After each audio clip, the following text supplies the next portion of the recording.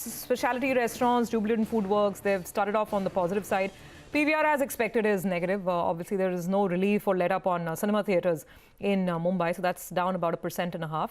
And then, of course, some of the companies that got orders, like NCC, for instance, 2.5% up on that stock as well. And that's largely the list of winners this morning. Anuj, how would you read it? I mean, we're practically there at fresh highs, just sort of right up near the peak. So how would you look at the opening? No, I think, Surbhi, the market's shown you that it's ready to hit all-time high. It's ready to trade above 16,000. It's just that somehow it's not able to do that. So it will require some kind of a push.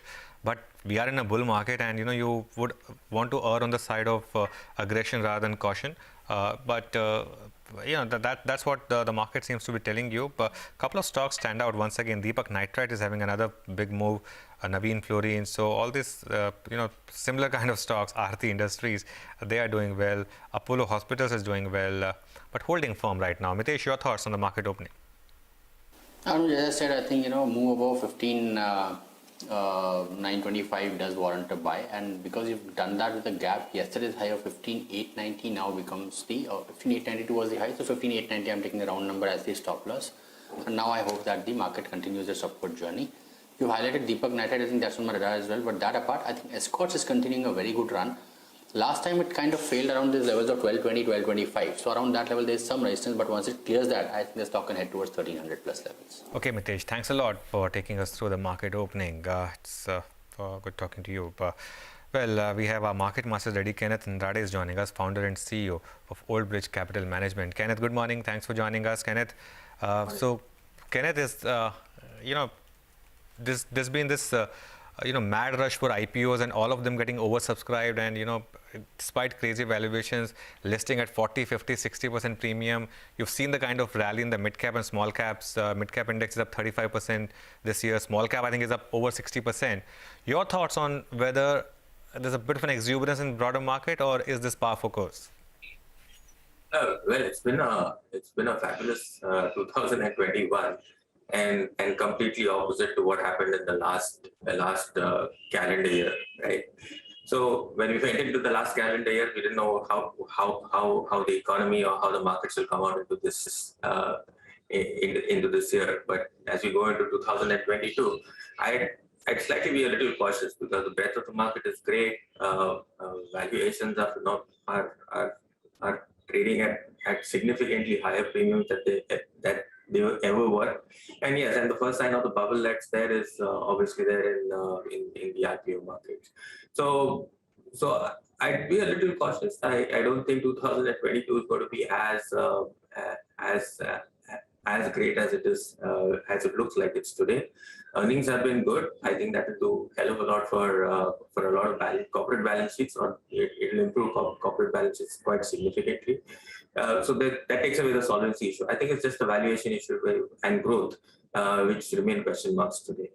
So I'd be a little cautious as we go in. It's very good breadth. I'd be a little apprehensive to say the same thing will continue next year. Okay, so be a little cautious. Kenneth, hi, good morning. So how do you approach the markets now over the next 6 to 12 months? When you say cautious, do you liquidate and keep some powder dry? Or do you just, take a breather, take a pause and wait for better levels to invest fresh money? How does it work for a long-term investor? Well, for a longer-term investor, you necessarily have to stay invested, because we've seen market cycles for the last 3 decades, and you've always come out much better if you stay invested. But when you're going into this trade into 2000, if you going forward into the next couple of years, I'd keep some money on the sidelines. So if you are invested in the market, it would be much better to have at least 20-30% liquidity, so that just in case you hit a wall, okay, you would be able to continue to participate or average on your way downside. So I'm not negative on the way the environment's going forward. Valuations in some segments of the market are still very reasonable, but I'm sure we'll get an opportunity somewhere in the next 12 months. Okay. Kenneth, good morning. So, one thing we've learned over the last year and a half is that irrespective of COVID, the market just marches on. In the first wave, it was IT and pharma. Second wave, we saw the big metals rally play out globally and in India. I mean, God forbid we are getting into this third wave of higher cases. What would be the sectors that you would watch out for over the next, say, 6 to 12 months? So demand so let me put it this way: the cycle has completely, or from our perspective, the cycle has completely changed. Okay, a profitability shift has moved towards the investment side of the book. Now, IT represents that, commodities represent that, to a very large extent, capex represents that. And that's where the pricing part for a lot of businesses are. Okay, so what you're seeing with chemicals, what you're seeing with metals, what you're seeing with IT, and to an extent to what you're seeing with also pharmaceuticals. That's where the focus will have to be. What will impact the environment or the economy, whether it's in India, whether it's globally, is COVID is going to impact incomes and inflation in incomes or wage inflation. And as long as there is a question mark around increase in wage inflation, that part of the economy will remain reasonably subdued, in the sense that that part of the economy won't have enormous amount of pricing power. So you've seen with a lot of automotive businesses, while the numbers look great, they've not been able to pass on the price hikes, which is coming from the commodity price inflation. So if I'm putting a portfolio together, and that's what we're doing, we are addressing the part of the economy or part of the industries which tend to have pricing power, and that's a lot of B2B businesses and not so much on the B2C side. Okay, fair enough. The markets, by the way, making a move towards the all-time high. Let's see how that one moves. Kenneth, what about some of these new age stocks? That's really been something the market's been talking about. It started with names like Root Mobile, Nazara, now Zomato. As a fund, are you investing in some of these names? Well, that's a question that's on everyone's mind, and we are investors who look at cash flow, and we are very late stage investors, should I say? So this is not a part of the world that we understand very well. To that extent, I haven't seen too many businesses create a lot of wealth as long as they've been negative cash flow. Okay, and that's what history has taught us all. Now, if there's a new way of investing, I still got to learn. But for now, we're sitting on the sidelines and watching a lot of these businesses, watching a lot of these companies. We're a little apprehensive, and to answer that question a little more directly, no, we're not participating in any of these. Okay, not participating. Well, one space that has really grown and created a lot of wealth for investors is the specialty chemical space. So even as we speak today, stocks like Balaji Amines, Alkyl Amines, something like an SRF, Deepak Nitrite is at an all-time high, Navin Fluorine has done well. And these are businesses that seem to be at the start of an upcycle, given what the management's commentary indicates. Is it too late for someone to get in if they haven't already? How do you play this space?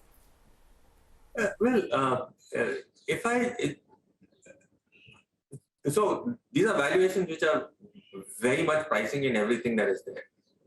Okay, I'd wait, because for every cycle that comes through like this, while it has the probability of scaling, or while the scale exists, you somewhere down the road always get the right price point to get to participate in all of this. And I go back into looking at any business cycle that had roaring valuations and phenomenal growth. And in a 3-year or a 4-year period, you've got growth actually slowing down and valuations also correcting. But that doesn't mean that ends the cycle itself. So I'd wait for a period like that to come in. I'm sure going into the next couple of years, or maybe a year or two, you will get that cycle that will definitely be there in these companies. But it's like everything else. It's like everything else in investing. You've got to have patience to wait for the right time, because investing is always buying low and selling high. Okay, and you have to very clearly demarcate what is low and where it is. You have to have that patience for not to participate into what's already happening. Okay, speaking of cycles, Kenneth, everyone's talking about this big turn in real estate, right? And the stocks are reflecting that, the property registration numbers are reflecting that. How are you positioned on this sector?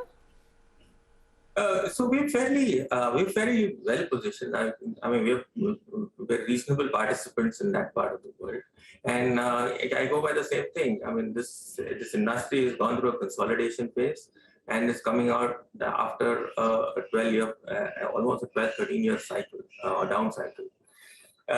Now, the key element to all of this is one is demand has shown up, but the key element to real estate is if you just look at its liability side or the industry's liability side, I think they're getting capital at a cost which they have never seen before. Okay, I mean you look at housing loan rates as far as retail is concerned, and from an institutional perspective or from corporate spaces. You look at how REITs are trading, and that opens up endless possibilities on the cost of capital in this business. Okay, and they've probably never had it so good.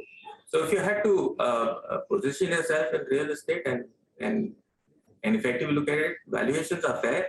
I mean, they're not as low as they were about a year back or about 2 years back, but there you are probably at a turn of a cycle in that industry. It's consolidated, cost of capital is low, and demand is suddenly appeared. Okay. It was a fun chat. Thanks a lot, Kenneth, for joining us and giving us your views. That's the update as far as, that's the